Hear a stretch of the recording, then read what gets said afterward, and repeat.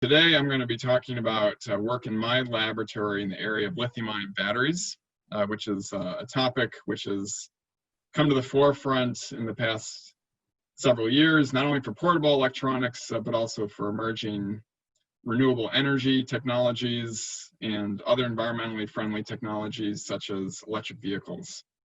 So I'll tell you about a story that originated in the MRSEC and has taken on a life of its own, including a new startup company that's commercializing that technology.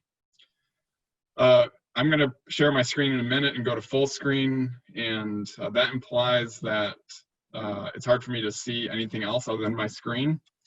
And consequently, if you have any questions or comments during the talk, just unmute and interrupt me. It's no problem. When I did online teaching, we did that with a class of 50 students, and it was manageable. So don't be shy.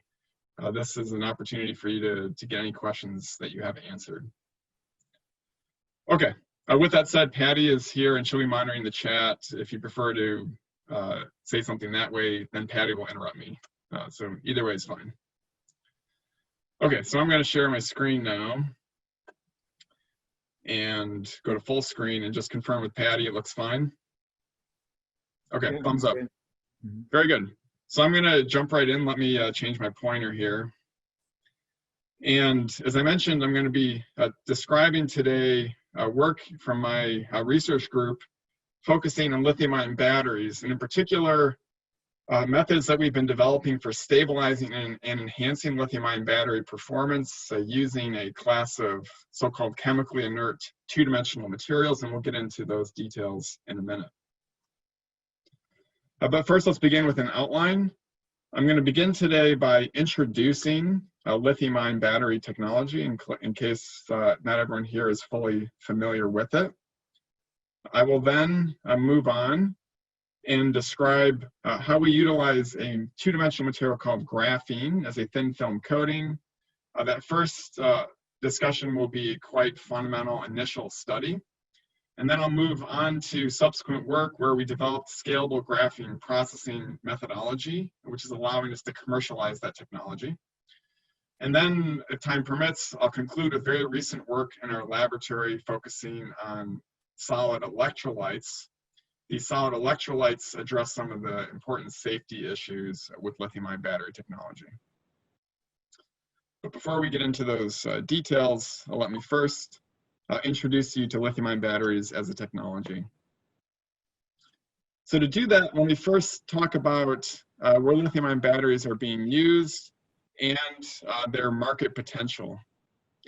And so the two dominant places for lithium-ion batteries today are portable electronics. If any of you have a smartphone or a laptop or a tablet, then you have a lithium-ion battery in those devices. In fact, probably many of us have multiple lithium-ion batteries in our pockets as we speak. This is a ubiquitous technology. More recently, though, we've seen lithium-ion batteries move from relatively low energy and low power applications like phones to high energy and high power applications like electric vehicles. And this, of course, has implications for renewable energy and reducing the emission of greenhouse gases. If you worry only about economics, though, you see that lithium-ion batteries is a good business to be in. It was a $22 billion business in 2015 and projected to grow at an 8% compound annual growth rate to a market approaching $50 billion by 2025. And if anything, this is probably an underestimate of where the market is going for lithium-ion batteries. So there's definitely money to be made in this technology, in addition to the more altruistic motivations that motivate me personally. But in addition to those common applications, namely portable electronics and electric vehicles, lithium-ion batteries are likely to impact many other things in the years to come. In particular, if we go to McKinsey Group, which is a famous consulting firm, they assert, as you can see in this quote, that over the next decade, energy storage advances will transform life, business, and the global economy. We're going to see lithium-ion batteries showing up in drones. And those drones are going to impact other technologies, such as how goods are delivered, perhaps even to your doorstep. It will impact ubiquitous internet, in that drones are means of delivering internet to remote portions of the globe. It's going to impact not only electric vehicles such as cars, but also bikes. E-bikes are now quite common. In fact, I just went to the bike shop this past weekend to buy my daughter a new bike because she keeps growing, so I have to keep buying her a bigger bike. And there were plenty of e-bikes available at the bike shop even today. And as we get to higher energy and higher power for batteries, we can go to larger vehicles. Buses will become electrified. Trains will become electrified. Perhaps even airplanes will become electrified if we can push the technology to that level. And the ultimate is to utilize energy storage, namely lithium-ion batteries, for the entire grid. And we know that companies are already delivering lithium-ion battery packs to households, so-called Powerwall technology, which is quite enabling for solar and other renewable energy technologies, in that it's not sunny all the time and it's not windy all the time. And as a result, you need to have large-scale energy storage in order to collect the energy when it's sunny or collect the energy when it's windy, and then deliver it later when it is dark or when the wind has calmed down. The hope, therefore, is that if we can enhance lithium-ion battery technology, we can impact things that are not yet impacted today. Okay, so that all sounds fine and dandy, but what are the issues? And there are many. One of the key challenges for lithium-ion batteries is that they are a technology that's inherently unstable. In fact, lithium-ion batteries are perpetually operating outside the thermodynamic stability window of the liquid electrolytes. Those liquid electrolytes are flammable. And as a result, if the casing of your lithium-ion battery is compromised, your device will go up in flames. And this is famously known for the Dell laptop back in 2006. More recently, the Samsung smartphone in 2016. The Dreamliner of Boeing had issues related to lithium-ion batteries. These incidents are not common, which is good, but it doesn't take many of these incidents to cause huge problems. Particularly if this were to happen on an airplane, the consequences would be absolutely devastating. And as a result, this is an issue that has to be addressed. And unfortunately, as you go to higher energy and higher power, these batteries become even more explosive. Okay, so if we're going to develop a better battery, what do we have to do? Well, we have to concurrently optimize multiple parameters. This includes specific and volumetric energy. This means the amount of energy that can be stored and extracted from the battery as a function of mass, that's the specific energy, and as a function of volume, that's the volumetric energy. We want to have as much energy and per volume as possible. We also have to maximize specific and volumetric power. Power is the rate at which we can charge and discharge the battery. If you want to lift an airplane off the ground, you better have a lot of power or thrust to do so. If you want to very quickly charge your Tesla, such that you don't need to spend an hour at the charging station, then you need to have very fast charging times. This is related to specific and volumetric power. We, of course, want to have a long lifetime. If you buy an electric bike, you want it to last for the lifetime of the bike as opposed to constantly replacing that battery. This is even more important for a vehicle like a Tesla, where you have thousands of batteries in the Tesla, and it's going to become quite cumbersome and expensive to replace them. Therefore, a long lifetime is required. We want to have wide operational range. By that, I mean we want it to work at all temperatures. We want it to work in the winter in Chicago and in the summer in Phoenix. And to be honest with you, batteries don't work well in either of those environments today. In fact, if you were in Chicago when the polar vortex blew through and you owned a Tesla, you would have immediately realized that your vehicle only went half the distance as usual. Or if you have an iPhone and you go skiing in the winter, you'll often see the iPhone won't work on the ski lift. And this is because the battery doesn't work. The phone would work perfectly fine, but the battery is not working. So we want to improve operational range. Of course, we also have to minimize cost. Cost is a clearer driver. Teslas are not cheap. That's because the batteries are expensive. And as I already mentioned, safety is always important. So how are we going to do it? Well, let's take a look inside a battery and see where we can make improvements. So the way a battery works is that we have two electrodes, the anode and the cathode. The anode is typically made out of a material like graphite, And the cathode is typically made out of a lithium metal oxide, like lithium cobalt oxide is used in the iPhone. We then have an electrolyte. This is typically a liquid, and the electrolyte allows lithium ions to shuttle between the anode and the cathode during charging and discharging. Now, what we want to do is have lithium motion, but not electrical shorting between the anode and the cathode. And as a result, we have a separator. This is a porous, electrically insulating material that prevents the anode and cathode from electrically shorting, but allows lithium to go through. And so if we're to improve the battery, we may want to go after one or more of these components inside. And it turns out that what limits the battery today more than anything is the cathode, particularly from the perspective of energy and power. And as a result, our laboratory has spent a lot of time focusing on the cathode in recent years. From a safety perspective, the electrolyte's the biggest problem, and at the end of my talk, I'll also touch on the electrolyte. But for now, let's focus on the cathode. And so if we were to go to the market and crack open batteries that you find in consumer products, you would find that the cathode is made from different materials depending upon the application. In phones, typically it's lithium cobalt oxide or LCO. In power tools, it's typically lithium manganese oxide. In vehicles, there's a potpourri of options, including nickel manganese cobalt or NMC, nickel cobalt aluminum or NCA, lithium iron phosphate or LFP. And what this teaches you is that on the cathode side, there's no one material that meets all lithium-ion battery requirements concurrently. And as a result, we have to keep tweaking and adjusting the cathode material depending upon the specific requirements of that application. This means that the cathode market is fragmented, and as a result, if you could come up with a general solution to the cathode, you could, of course, make a lot of money by dominating all these markets concurrently.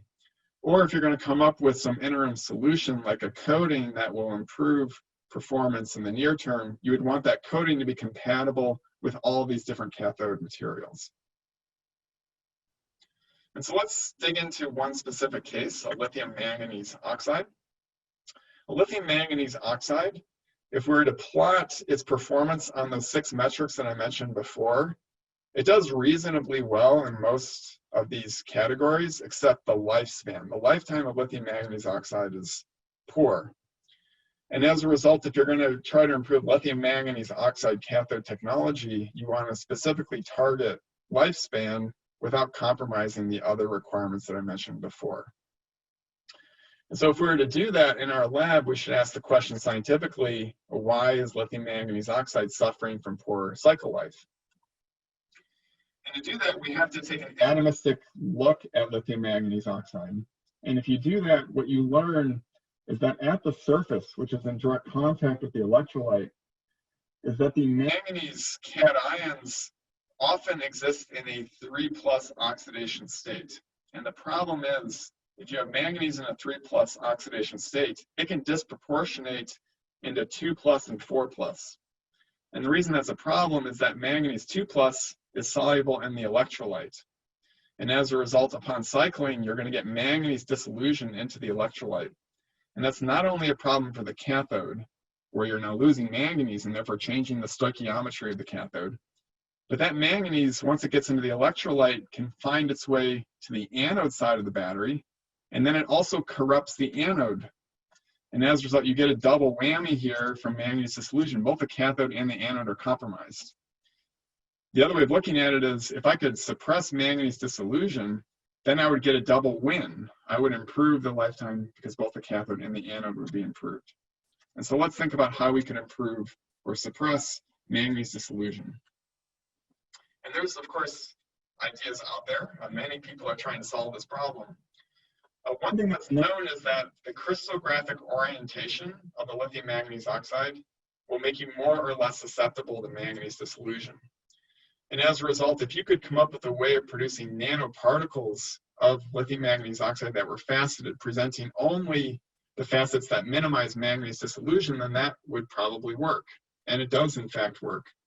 The problem is that making tailored nanoparticles is relatively expensive and not scalable, and as a result, this has not been adopted by industry.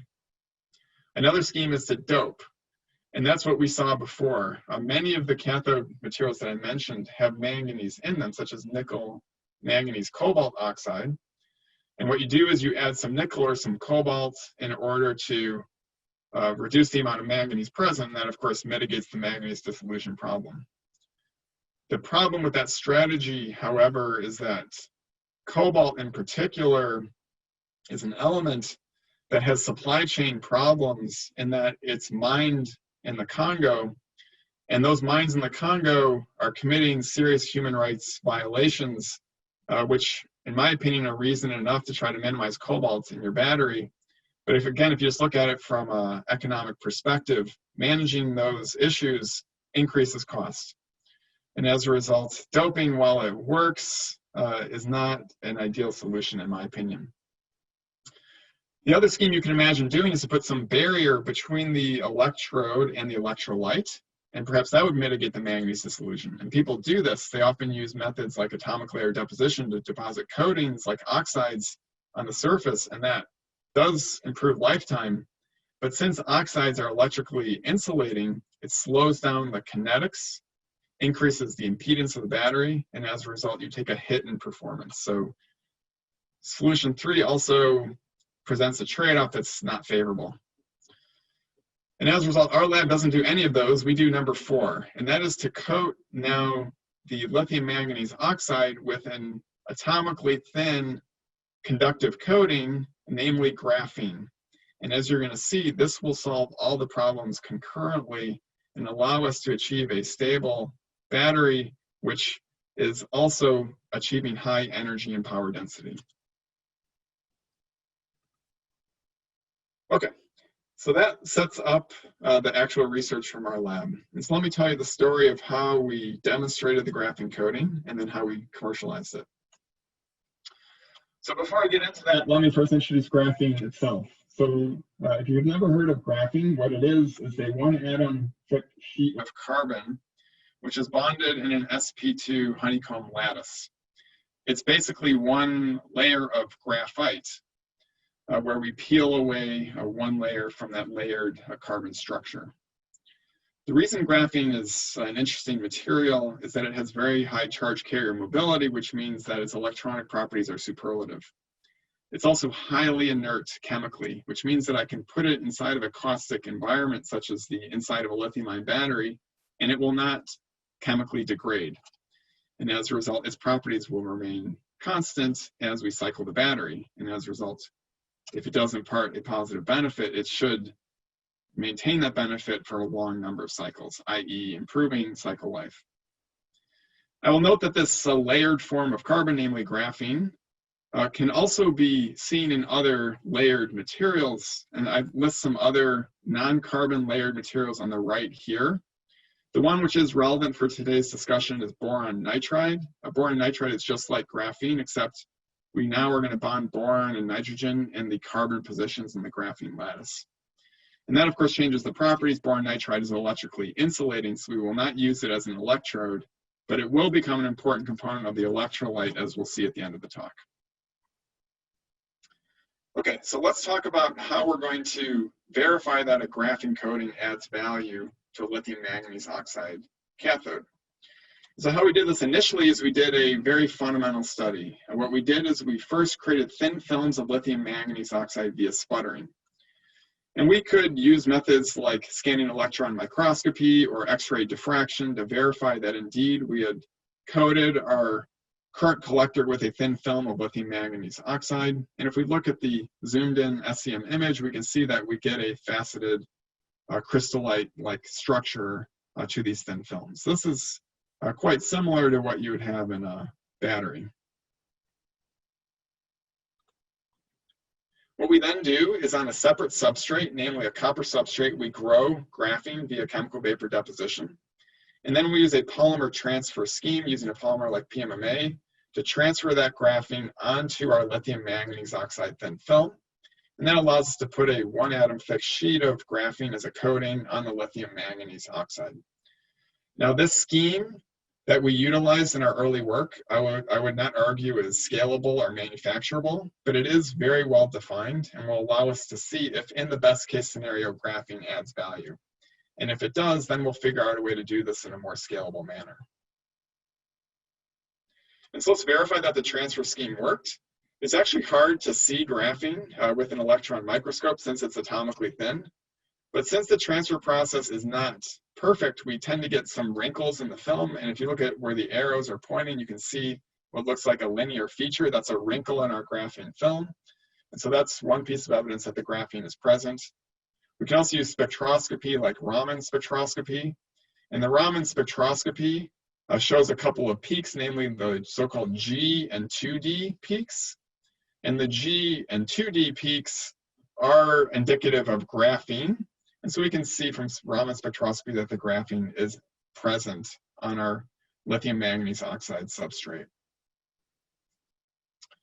We then take that coated electrode and we cycle it. And so what I'm showing you here is the capacity retention in the battery as a function of cycling. What we would hope to see is that this capacity remains high for the entire lifetime of the battery. And you see two sets of data here, the green data points and the blue. The blue is the control with no graphene. And what you can see is that indeed, as you cycle the battery without graphene, that it loses its capacity. And this is due to manganese dissolution into the electrolyte. You'll also notice that there's some colors labeled on this plot, like the pink band and the blue band and so on. What these are indicating is the rate at which we're cycling the battery during the testing. And in particular, we're going from a low rate in the pink to a high rate in the green. You can see the rate going from 100 to 400 milliamps per cubic centimeter. And what you see for lithium manganese oxide alone is that as you increase the rate, you take a hit in the capacity. And this also is not surprising. If we have an iPhone or any smartphone at home and we try to charge it very quickly, we tend not to get a full charge. And this is direct evidence of that occurring in our testing. What's interesting though for the graphene case is two things. One is that you can see that it's much more stable. It maintains 90% of its capacity out to about 100 cycles or so. That's much better than the control. And we also see that even at high rate, we see that the capacity is maintained, which again is desirable and makes sense in that graphene is electrically conductive. And as well, it improves the kinetics of the battery. It allows high rate performance. So we get a double win from the graphene. Now let's verify why this works. So what we do is so-called X-ray photoelectron spectroscopy, where we can monitor the amount of manganese remaining in the cathode after we cycle. On the left is the graphene-coated case after 750 cycles. And what we can see is that there's still a lot of manganese present in the electrode. That's good. If we're suppressing manganese dissolution, then the manganese should still be there. In contrast, for the control on the right, this is after 350 cycles, we can see that the lithium manganese oxide alone has a much smaller amount of manganese present, even though I've only cycled it 350 times. In other words, with more cycling, I see more manganese for graphene than without. In other words, indeed, the graphene is suppressing the manganese dissolution. There's other ways of plotting these results. If I just take the intensity of the manganese peak and I plot it as a function of depth as I sputter into the cathode, I can see in the case of lithium manganese oxide alone, after 350 cycles, that there's almost no manganese throughout the entire depth of the film, whereas for the graphene case, there's obviously much more manganese present. I do this for two cases. One is a so-called half-cell geometry, where I use lithium as the counter-electrode, and then for a full-cell geometry with graphene as the counter-electrode, or sorry, graphite as the counter-electrode. This case on the right is what you'd have in a real battery.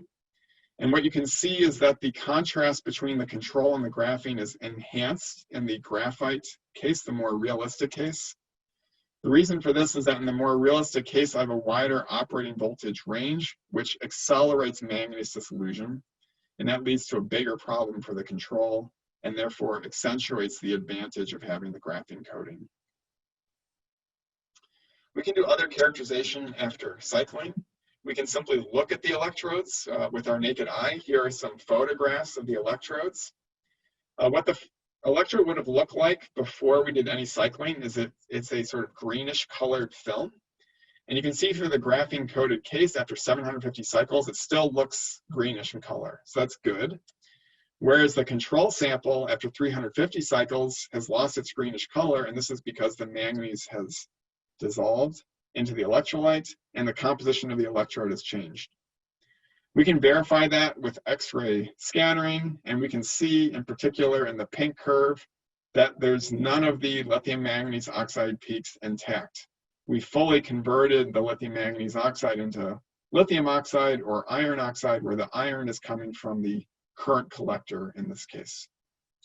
We can also look at the SEM image, and in particular in the lower right, you can still see those wrinkles I showed you before. So even though this battery's been cycled 750 times, it looks virtually the same as it did initially. This is, of course, why we see this exceptional stability upon cycling. Now, as I mentioned before, it's a little bit hard to see the graphene with SEM, and as a result, we also do Raman spectroscopy. And the Raman spectroscopy after 750 cycles still sees the G and 2D peaks, so the graphene remains intact. We also see a new peak, and that's the so-called D peak. This D peak is coming from the fact that when you do cycle the graphene, you get some defects being introduced into the graphene. But what's good is that the level of the D peak is relatively low, and this is something that we've observed in other experiments, that when you cycle a graphene-coated electrode, while you do get some defects forming, those defects tend to self-limit in their concentration, and as a result, the electrode largely remains intact, and that's why we see the long cycle life. There's another detail that I want to talk briefly about, and that is when you cycle a battery, since the electrolyte is outside of its thermodynamic stability window, it will tend to decompose on the electrode as you cycle. And this decomposition layer is called the solid electrolyte interphase, or SEI. And we can use X-ray photoelectron spectroscopy to probe the SEI by looking at the oxygen peak in the spectrum. And in particular, there's a peak at 532 electron volts, which is indicative of the SEI. And what you can see in the graphene-coated case is that at the very surface, we do have an SEI layer. But as we sputter into the film, that peak goes away. And what that teaches us is that the SEI on graphene is very thin and very well defined. That's good. We do not want the SEI to get thick. As it gets thicker, we're decomposing more of the electrolyte, and we're causing a higher impedance in the battery. In contrast, on the right, you can see that the SEI peak is ubiquitous as you sputter into the film. What that means is that the SEI is very thick and uncontrolled on the LMO. So the graphene, in addition to suppressing manganese dissolution, is also suppressing the formation of the SEI, which is another added value of the graphene coating. Now we can verify that not only with XPS, but with direct imaging. This is cross-sectional scanning transmission electron microscopy imaging. On the left is the LMO alone case. And in particular, you can see this bright white band. This is the SEI layer. The SEI layer shows up bright because it charges in the electron microscope. And you can see it's relatively thick. You would hopefully see little to no of this charging layer. The fact there's so much there is a bad thing. In contrast, in the graphene-coated case, if we look at that interface, we do not see that bright white band. And this is because the SEI layer is very thin and well-defined. This is good. Of course, if we zoom in farther, we can get more detailed information. On the left is the LMO alone case. We can see the SEI layer is indeed thick, something like 25 to 40 nanometers. We can also see that the LMO itself is no longer crystalline, it's amorphous. This is because of the manganese dissolution. In contrast with the graphene-coated case, we can see the SEI is much thinner, only 5 to 10 nanometers thick. And the lithium manganese oxide still shows crystalline fringes, which shows you that the LMO is intact even after cycling. Again, consistent with all of our other characterization. So it appears to work. The next question is, why does it work? So for that, we go to density functional theory to try to understand why. And we consider two models. One is that the graphene acts as a diffusion barrier for manganese. But it, of course, has to allow lithium to go through, and that's a bit of a puzzle. But as I mentioned, after we cycle, we see the formation of this defect peak. And that defect peak is originating from so-called die vacancy defects in the graphene. And what we did with DFT is we calculated the energy barrier for both lithium and manganese diffusion through dye vacancy defects. And what we can see is that lithium shows virtually no barrier for diffusion through a dye vacancy defect. And that's because this blue curve here is always negative in energy. Negative means no barrier. And so that's good. That's why lithium can get through the graphene coating as we need for the battery to charge and discharge. On the other hand, the red curve is for manganese. And what we can see is that there's a big positive energy barrier for manganese. In other words, a dye vacancy defect is a filter. It allows lithium through, but not manganese, which is why it suppresses manganese dissolution without suppressing the charging and discharging of the battery. So that's one possible explanation. It makes sense. It's consistent with theory. I will note, though, that it's probably a bit far-fetched to assume that every single defect is dye vacancy. And as a result, there must be another reason why the graphene works. And that reason is a little bit more sophisticated of an argument. But what you can do with density functional theory is calculate the likelihood of the manganese adopting different oxidation states. And what we can see on the left is that if we just have lithium manganese oxide alone, is that we can see that there's some probability that there will be manganese 3+ at the surface. And that's because these red labeled peaks are falling below the Fermi energy. That means that manganese 3+ is likely to form. And as a result, disproportionation will occur, and that's why manganese dissolves in the case of the control. In contrast, when you put graphene on the surface of lithium manganese oxide and you repeat these calculations, you can see that all of the red peaks move to the right of the Fermi energy. And what that implies is that the manganese is more likely to be in the 4+ oxidation state if graphene is present. And the 4+ oxidation state does not dissolve into the electrolyte. And so the bottom line is that no matter how you look at it, either as an ionic filter or as a means of controlling manganese oxidation state, graphene should suppress manganese dissolution as we see experimentally. Okay, so that's where we stood in about the year 2015, 2016 time period. We understood that graphene would work. Now we had to figure out a way to apply the graphene coating in an industrially scalable manner. And the thing you have to realize about a battery is that the way the electrode is manufactured is via solution processing. In particular, you take a slurry of particles, cathode particles, and you coat them onto the current collector. And that solution-based coating method is highly scalable and allows us to produce the billions of batteries that are used every day around the world. And so what we need to therefore do is come up with a way of processing graphene in solution, not doing it via this chemical vapor deposition scheme that we showed in the previous work.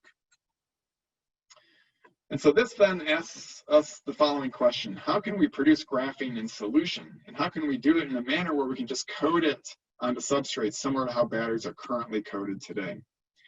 And this falls into the realm of so-called printable nanoelectronic material inks. I want to have an ink of graphene, not a thin film grown in a furnace. And it turns out that this is work that's been ongoing in our lab for several years. We've been developing printable inks for printable electronics. And the idea is that we want to take the superlative electronic properties of materials like graphene, put it into solution, and do that in a manner where we preserve the electronic properties following solution processing. So the way that we do that in our lab is to take graphite as a raw material, and then we want to exfoliate it in solution to create a dispersion. And we preferably like to do this with environmentally friendly solvents and stabilizing materials. And in particular, in about the 5 years ago time period, we had a breakthrough in our lab where we learned how to do this. In particular, we learned how to exfoliate graphite to graphene in ethanol. Ethanol is, of course, a plant-derived environmentally friendly solvent, in particular derived from corn, among other plants. So that's good from an environmental perspective. We stabilize it in ethanol using a stabilizing polymer called ethyl cellulose. Ethyl cellulose can be derived from plants as well. A cellulose is a common component of wood. In fact, if you go to a pulp factory, which is used to make paper, the biggest waste product is cellulose. And so we can take the waste product of the paper industry and repurpose it now to exfoliate graphene in an industrially scalable manner. This cellulosic polymer also allows us to control the viscosity of the ink, which is important for coating applications such as in batteries. So what we did initially in our lab is we utilized that cellulosic polymer to make printable graphene. We did this in particular with inkjet printing, and you can see some of our inkjet printed lines here. It works beautifully. You can print this on flexible substrates and flex it so it's valid and appropriate for printable electronics. One issue, though, is that the cellulosic polymer is not conductive electrically, and as a result, we have to decompose it subsequently. And we can do that either via thermal annealing at 250 degrees C for 30 minutes, and that works. But it turns out that there's another way of doing this which is even more industrially friendly, and that is use photonic annealing. And that's shown on the next slide. So instead of taking our printed structure and putting it into a furnace, what we do is we take our printed structure and we expose it to a light source, in particular a pulsed xenon lamp. And then pulsed xenon lamps, radiation will be absorbed by the graphene layer selectively, since graphene absorbs at all wavelengths in the visible and ultraviolet. And that absorbed light will then locally heat the film, and it does this in a very localized and efficient manner, which means that 1 millisecond ultraviolet light pulse will lead to the same annealing that we get for 30 minutes at 250 degrees C. And as a result, now the curing process is faster than the printing process itself. And as a result, this allows us to execute this in a highly scalable and high throughput manufacturing manner. And by the way, since only the graphene is getting hot, the underlying substrate remains cool. And as a result, you can now execute this curing process on low temperature substrates, including low temperature polymers or even papers, which is useful for printed electronics. And because this is all done in solution, we can very easily scale this process up. In my laboratory here at Northwestern, we've used methods like continuous flow shear mixing to scale up our exfoliation process by 1,000-fold. And that's allowed us now to release a series of printable graphene products via commercial partners such as Millipore Sigma, and you can see several catalog numbers listed here.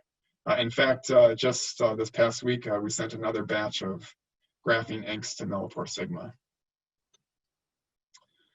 Okay, so we originally did that in the context of printed electronics, but it also applies to the cathode work, in that we can take our inks based upon graphene and ethyl cellulose and then add to them cathode particles such as lithium manganese oxide. So now we have a slurry which consists of the cathode particle, the graphene, and the polymer.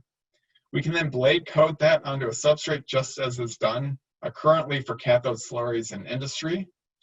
And then we cure the film, and that curing process will lead to the ethyl cellulose being removed from the film, which does two things. One is it promotes a conformal wrapping of the graphene around each and every particle in the film, as you can see in these TEM images in the lower right-hand corner. It also leads to a compaction of the film, which means that the volume that's occupied by the film is reduced, which improves the volumetric energy density of the resulting battery. And that's very dramatically shown in the next view graph. So on a conventional electrode, what you have is your cathode particles. You need to add a conductive additive such as carbon black, and then you have a binder such as a polymer known as PVDF. And that binder and the carbon black takes up a lot of space on the electrode. And as a result, the electrodes are relatively thick, which gives you poor volumetric energy density. In contrast with our graphene-based electrodes, since we remove the polymer as part of the curing process, we get a compaction of the electrode. And so these two electrodes have the exact same mass of the cathode, which is, of course, what's giving you the energy storage capacity of the battery. But you can see that the thickness of the film in our case is 3.5x thinner than the conventional electrode, which gives us a corresponding increase in the volumetric energy density. And that's shown quite clearly on this plot here.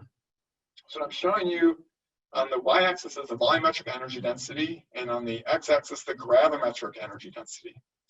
And what's being plotted here are commercially available lithium-ion batteries used by companies like Tesla. And what you can see is that with our graphene-based technology, where we get a huge gain is in the volumetric energy density. We're beating all incumbent technologies in volumetric energy density without compromising the gravimetric energy density. In addition, as you'll see in a minute, our batteries work at high power, which is something that's actually relatively rare in the incumbent technology. So not only do we get an energy gain, but also a power gain. And as you'll see as I go through the talk, our next generation cathodes allow us to also get higher gravimetric energy density, which will give us a further advantage over the incumbent technology. Okay, so in addition to getting a more compact electrode and therefore higher volumetric energy density, this graphene encapsulation also gives us high cycle life. What's being shown here is capacity retention as a function of cycle number. And as we saw before in the control with no graphene, we see decay due to manganese dissolution, whereas with the graphene encapsulation, we see a much more stable cycling behavior. On the right, I'm showing you the same results now against a graphite anode. So this would be the more commercially relevant data. And as I talked about before, when you use graphite as the anode and the control, the manganese dissolution corrupts the cathode and the anode, and as a result, you see an even worse problem in the control, whereas in the graphene case, since we suppress manganese dissolution, we see stability. And as a result, we see a bigger win in the commercially relevant technology than in the idealized university case. And this, of course, gets companies excited because this means we can take this to market immediately. There's other details that are important. And that is, in addition to capacity, you need the voltage to remain stable. The voltage sets the energy density of the battery. And if I look at the voltage curves on the right, what I think you can see is that upon cycling is that these curves begin to fade. They lead to a reduction in the operating voltage as a function of cycling. So not only are you losing capacity, but also voltage in the control. In contrast, in the graphene case, you can see that the voltage profiles are much more stable upon cycling. We maintain the voltage, and therefore we maintain the energy density. This is actually just as important as the cycle life data that I just showed you. In addition, as I alluded to before, the graphene encapsulation gives us high cycle rate. So what's being shown here in pink is the control, and I'm showing you the cycling not only as a function of the cycle index, but also as a function of the rate. And in particular, these labels here like 1C or 10C or 20C are the labels telling you how quickly we're cycling the battery. And in particular, what 1C means is that you're cycling the battery in 1 hour, whereas 20C means that you're cycling the battery in 3 minutes. And as we all know from everyday experience, if we try to cycle our iPhones or try to charge them in only 3 minutes, we don't get a full charge, as we can see here. Whereas with the graphene encapsulation, even at a 20C rate, in other words, charging the battery in 3 minutes, we're able to get 75% of the original capacity.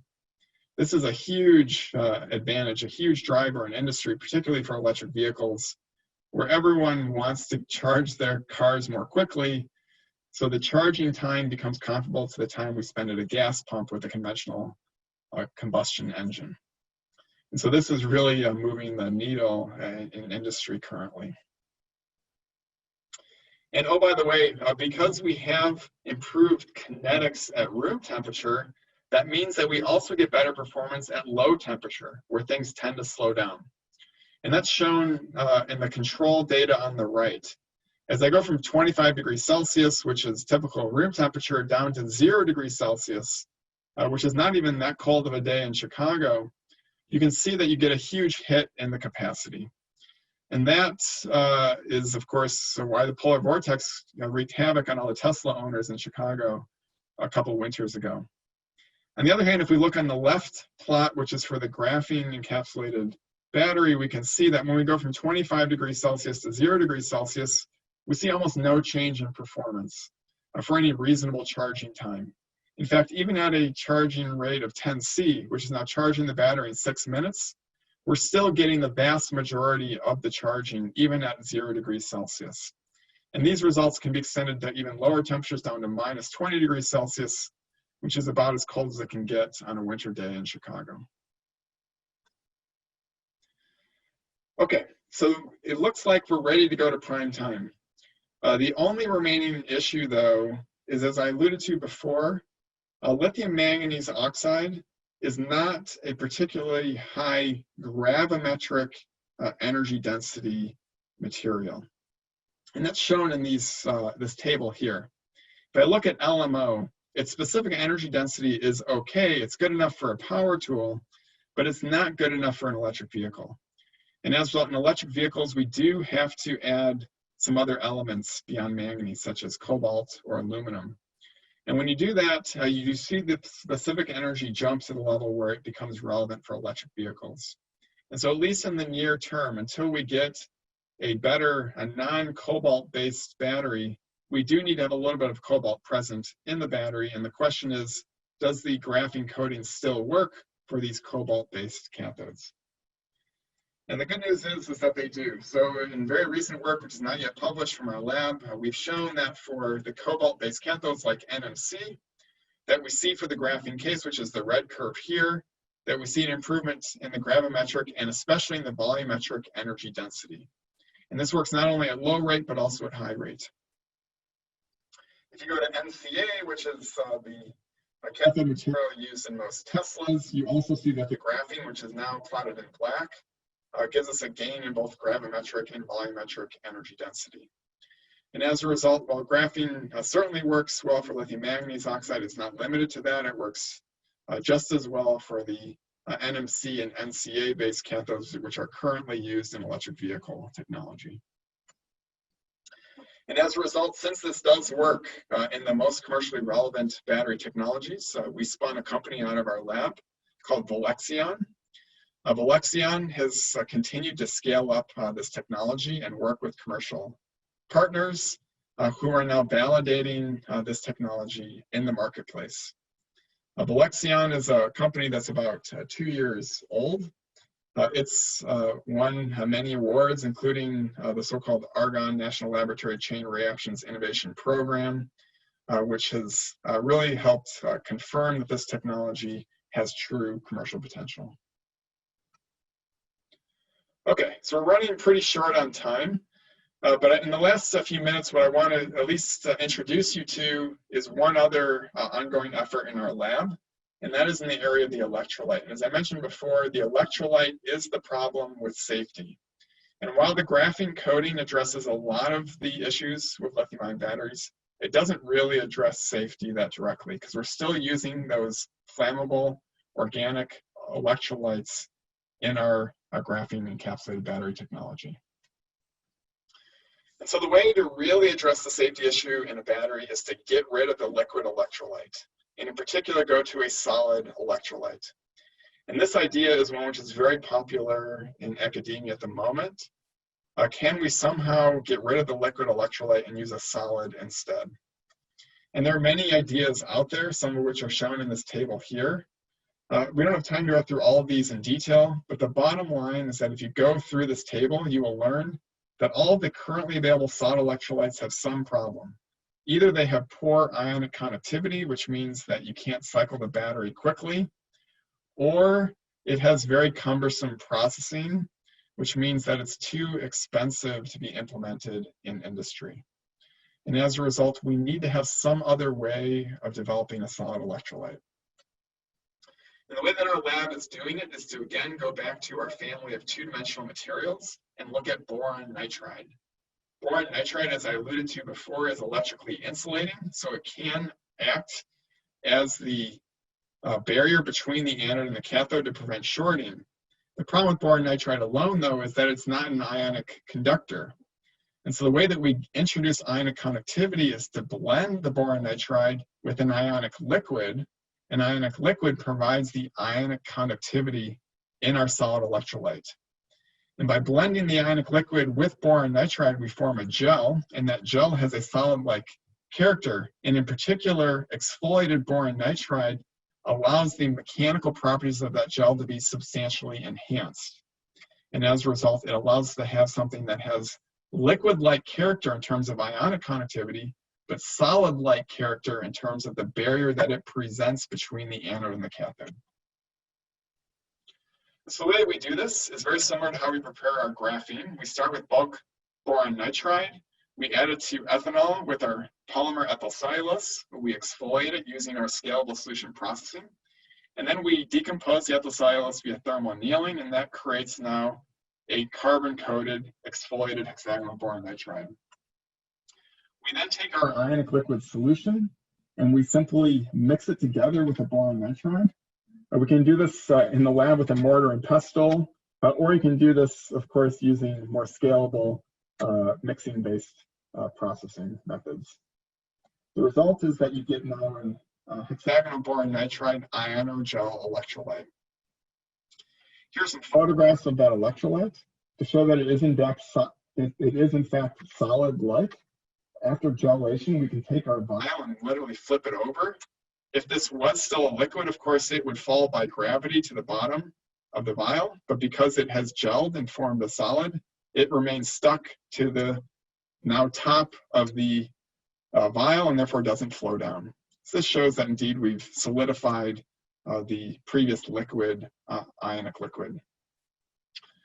If we probe the properties of that resulting ionogel, we can see most dramatically that the mechanical properties are enhanced. So what's being plotted on the y-axis is the storage modulus, or the stiffness of the gel. And on the x-axis, I have the ionic conductivity. Where you want to be on this plot is the upper right-hand corner. And you can see that our HBN ionogel electrolytes are, in fact, in that corner of the curve. And in particular, we're getting about a 2-order of magnitude enhancement in the storage modulus. In other words, we've taken this previously liquid-like material and made it a solid. And as a result, we can use it as a solid electrolyte. And because it is a solid, it gives us immediate improvement in the safety of the battery. One of the key degradation mechanisms in a lithium-ion battery is that as you cycle it, you get a pileup of lithium on the anode. And as that lithium piles up, it will form a dendrite, which will ultimately short to the cathode. And once that shorting occurs, the battery heats up and ultimately goes into thermal runaway, and that leads to the explosions that are well documented for lithium-ion batteries.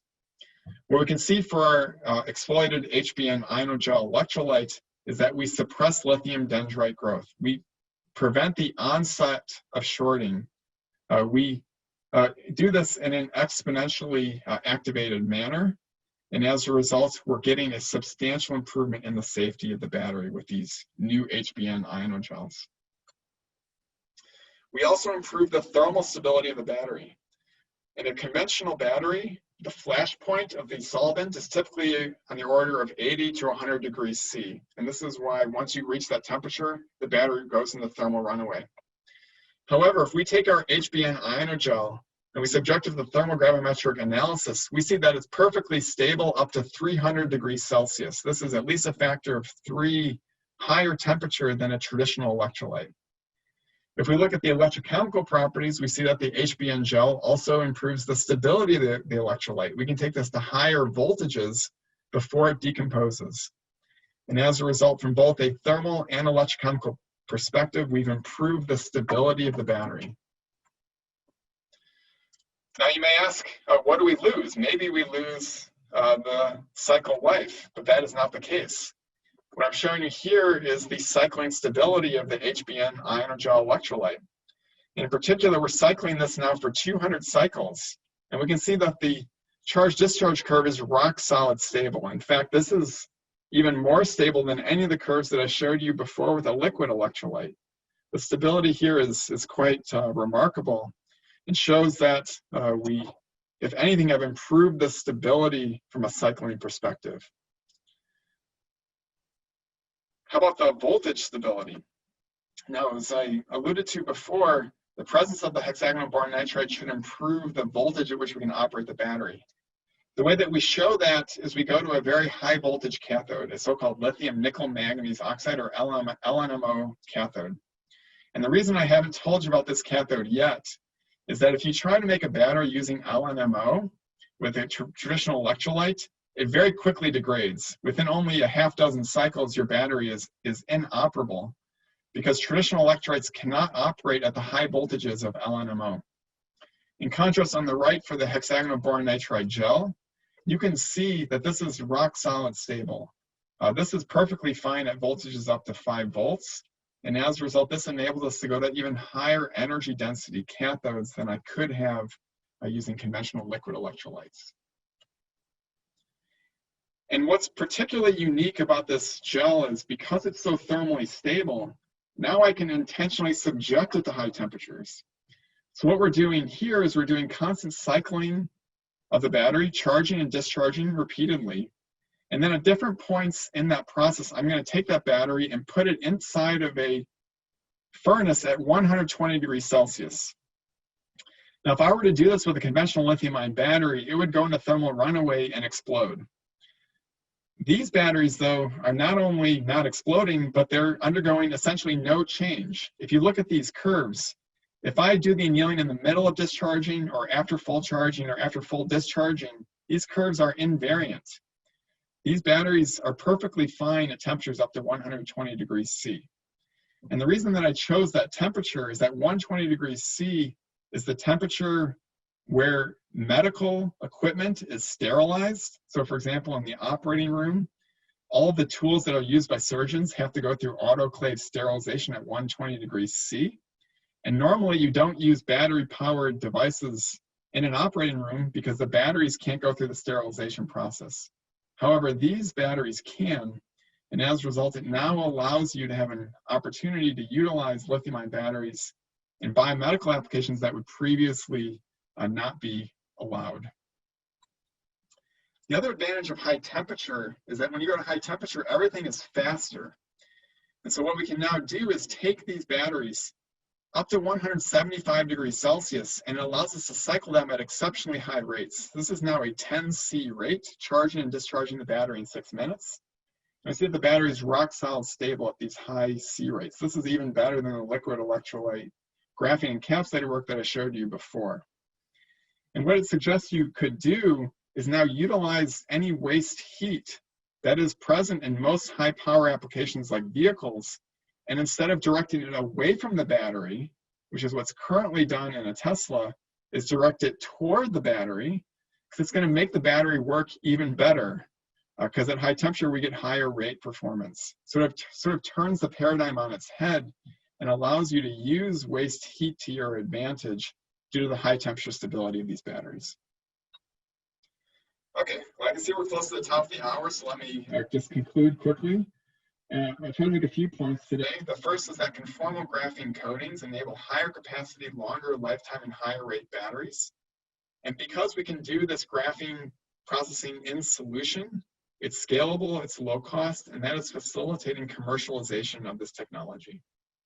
And then finally, in very recent work in our lab, we've also taken on the electrolyte and found that the high thermal stability of boron nitride ionogels improves safety, and perhaps even more excitingly, opens up new potential application areas for battery technology, such as in the biomedical arena. With that, I will conclude by acknowledging my research group. This, of course, was a picture taken before COVID-19, when we could assemble in my home. This was at our holiday party last December. Of course, want to thank all of the members of my research group, which not only includes graduate students and postdocs, but also undergraduates. Many REU students have contributed to our work, so I specifically want to thank them today. I also want to acknowledge all of the funding for our laboratory. Of course, most importantly, the MRSEC, which is where our nanomaterials work is originated and has helped take this to a commercial technology. And with that, I will conclude and be happy to take any questions. Thank you very much.